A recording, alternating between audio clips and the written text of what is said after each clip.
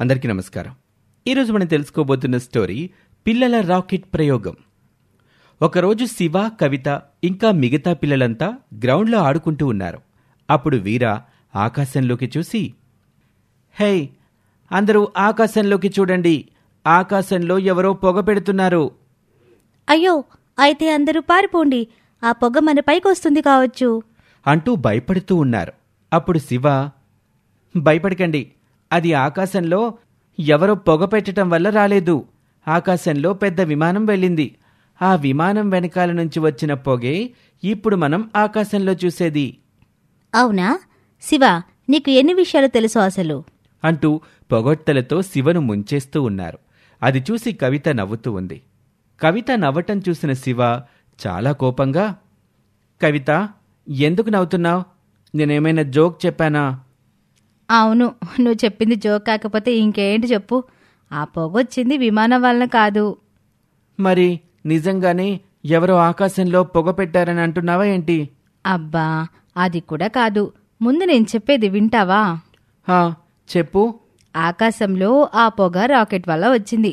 నిన్న మనం టీవీలో చూసాం కదా, ఒక రాకెట్ని ఆకాశంలోకి పంపుతున్నారని. ఆ రాకెట్ పైకి ఆకాశంలోకి వెళ్లడం ద్వారా అదిగో అలా పొగ ఏర్పడింది. అంటే ఇప్పటి వరకు శివ చెప్పింది అబద్ధమా ఏంటి? శివ, నీకు తెలియనప్పుడు ఏది పడితే చెబుతూనే ఉంటావా? నీకేం తెలీదైతే. కవితకే అన్ని విషయాలు తెలుసు అంటూ అందరూ మళ్లీ కవితను పొగడ్డం మొదలుపెట్టారు. అది చూసి శివ అక్కడి నుంచి కోపంగా వెళ్ళిపోయాడు. కవిత ఎంత పిలుస్తున్నా కూడా తిరిగి చూడకుండా వెళ్ళిపోయాడు. కవిత, కవిత, మనం కూడా ఒక రాకెట్ తయారు చేద్దామా? భలే భలే, మంచి ఆలోచన. కవిత, నిజంగా మనం రాకెట్ తయారు చేద్దామా? మీరడిగినట్టుగా రాకెట్ తయారు చేద్దాం, కానీ అది ఆకాశంలోకి మాత్రం వెళ్ళదు. కొద్ది దూరం పైకి వెళ్ళి మళ్ళీ కింద పడిపోతుంది. మరేం పర్వాలేదు కవిత, కొద్దిగా పైకి వెళ్ళినా చాలు అంటూ కవితని పట్టుబట్టి అడుగుతున్నారు. ఇక వారి గోల భరించలేక, సరే సరే, తయారు చేద్దాం, కానీ రాకెట్ తయారు చేయడానికి కొన్ని వస్తువులు కావాలి. అవేమిటో చెప్పు కవిత, చిటికీలో తీసుకుని వస్తాం. సరే, ముందు అందరూ మా ఇంటికి వెళ్ళి రాకెట్ తయారు చేయడానికి ఏం కావాలో చూద్దాం. అలా అందరూ కలిసి కవిత ఇంటికి వెళ్ళిపోయారు. ఆ మరుసటి రోజు శివ పొద్దున్నే లేచి తన మిత్రుల కోసం ఎదురు చూస్తూ ఉన్నాడు. కాని ఎవరూ కనిపించటం లేదు. రోజు ఈ సమయానికల్లా అందరూ మా ఇంటి ముందు ఉండేవారు.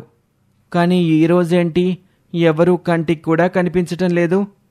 ఇంతకీ చోటు ఎక్కడా? చోటు, చోటు. శివ ఎక్కడ వెతికినా చోటు కనిపించటం లేదు. అరే, చోటు కూడా ఎక్కడికి వెళ్ళాడు? వీళ్ళందరూ నాకు చెప్పకుండా ఎక్కడికైనా వెళ్ళారా ఏంటి? లేదంటే నాకంటే ముందే గ్రౌండ్కి వెళ్ళి ఆడుకుంటున్నారా? అయితే వెళ్ళి చూద్దాం అని అనుకుంటూ శివ గ్రౌండ్ దగ్గరికి వెళ్ళి చూడగా అక్కడ కూడా ఎవరూ లేకపోవటం చూసి ఆశ్చర్యపోయాడు. అరే, ఇదేంటి విచిత్రంగా ఉంది, గ్రౌండ్లో ఎవ్వరూ లేరు. కొంపతీసి వీళ్ళందరూ నాకు చెప్పకుండా సినిమాకేమైనా వెళ్ళారా ఏంటి అంటూ గ్రౌండ్ మధ్యలో కూర్చొని ఆలోచిస్తూ ఉన్నాడు. అప్పుడు చోటు కొన్ని ప్లాస్టిక్ బాటిల్స్ని పట్టుకొని వెళ్తున్నాడు. అది చూసిన శివ, అరే, వీడు మన చోటులనే ఉన్నాడు. అయినా వీడేంటి రోడ్డుపైన ప్లాస్టిక్ బాటిల్స్ వెతుక్కుంటున్నాడు? చోటు, చోటు అంటూ పిలుస్తూ చోటు వెనకాలే పరిగెడుతూ వెళ్ళాడు. చోటు, ఆగు, పిలుస్తుంటే వినిపించటం లేదా? పట్టించుకోకుండా వెళ్ళిపోతూనే ఉన్నావేంటి? అయ్యో, వినపడలేదు శివా. అయినా ఈ బాటిల్స్ ఏంటి? ఇవన్నీ ఎక్కడికి తీసుకెళ్తున్నావు? ఓ, నీకు తెలియదు కదా, కవిత రాకెట్ తయారు చేస్తుంది, అందుకే ఈ బాటిల్స్ని తీసుకుని వెళ్తున్నాను.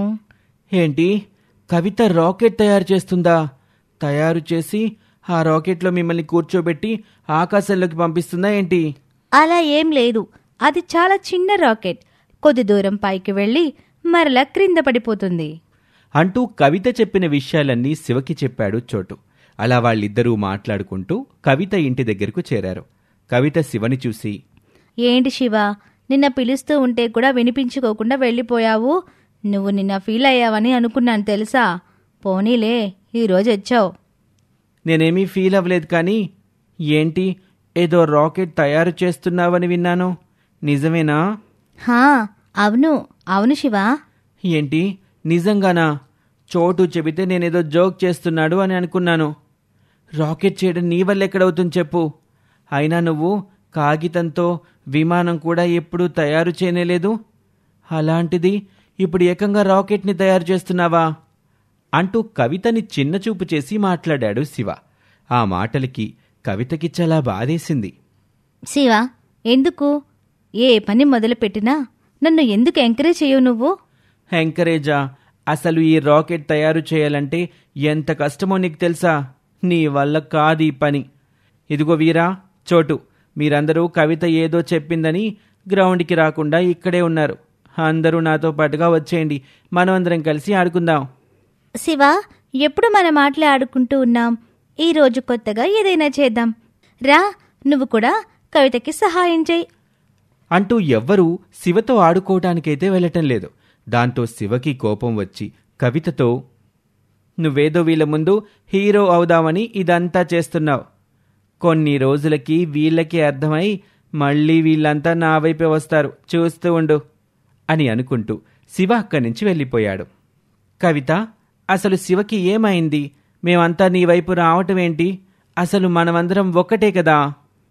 వాడి బాధంతా నిన్నటి వరకు మీరంతా వాడు చెప్పిందే చేశారు, కానీ ఈరోజు నేను చెప్పింది చేస్తున్నారు కదా, అది వాడి బాధ. మనం ఎలా అయినా సరే రాకెట్ తయారు చేసి వాడికి చూపించాలి. అవును కవిత, నువ్వు సరిగ్గా చెప్పావు.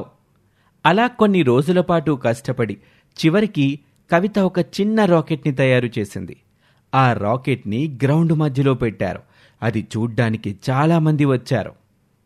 శివ, ఇంకా ఇంట్లోనే ఉన్నావా? రా, కవిత రాకెట్ని తయారు చేసింది. ఎంత బాగుందో తెలుసా? ఏంటి, నువ్వు చెప్పేది నిజమా అంటూ శివ గ్రౌండ్ దగ్గరికి వెళ్ళాడు. శివ ఆ రాకెట్ని చూసి, ఏంటి, ఇది రాకెట్టా? ఇన్ని రోజులు మీరు చేసింది ఇదేనా? చిన్నపిల్లలు ఆడుకునే దానిలా ఉంది. కవిత రాకెట్ కింద మంట వెలిగించగానే అది నిప్పులు చిమ్ముకుంటూ పైకి వెళ్ళింది. రాకెట్ కింద నుండి పొగ రంగురంగులుగా బయటకొచ్చింది. అక్కడున్నవాళ్ళు అది చూసి గట్టిగా చప్పట్లు కొట్టారు. అమ్మా కవిత, నువ్వు ఈ రాకెట్ని చాలా అద్భుతంగా తయారు చేశావు. నేను నిన్ను ఒక ఫోటో తీసుకుంటాను అంటూ కవితని ఒక ఫోటో తీశాడు ఆ వ్యక్తి. ఆ మరుసటి రోజు న్యూస్ పేపర్లో కవిత ఫోటో వచ్చింది. ఆ పక్కనే కవిత తయారు చేస్తున్న రాకెట్ ఫోటో కూడా ఉంది. శివా, చూసావా, నువ్వు పాపం కవితని ఎన్ని మాటలన్నావు, అయినా కూడా తను ఏమాత్రం నిరుత్సాహపడకుండా తాను అనుకున్న పని చేసి విజయం సాధించింది. అవును వీరా, నేను కవితను ప్రోత్సహించకుండా చాలా మాటలన్నాను. ఇదిగో ఇప్పుడే వెళ్ళి కవితకు క్షమాపణ చెబుతాను అంటూ శివ వెళ్ళి కవితకు క్షమాపణ చెప్పాడు. అప్పుడు కవిత, శివ, ఇప్పటికైనా పక్క వాళ్ళని చిన్నచూపు చూడకు. నేను కాగితంతో విమానం తయారు చేయలేను కావచ్చు, కానీ ఏదో ఒకరోజు నిజమైన విమానం మాత్రం తయారు చేయగలను అని గట్టిగా చెప్పింది కవిత. ఇక ఆ రోజు నుంచి శివ ఎవరినీ కూడా తక్కువ చేసి మాట్లాడలేదు. ఇది ఇవాల్టి స్టోరీ, రాకెట్ ప్రయోగం. మీకు నచ్చితే ఛానల్ని సబ్స్క్రైబ్ చేసుకోండి. అలాగే మీ ఫ్రెండ్స్తో కూడా షేర్ చేయండి. మరొక ఆసక్తికర వీడియోలో మళ్ళీ కలుద్దాం. అంతవరకు సెలవు, నమస్తే.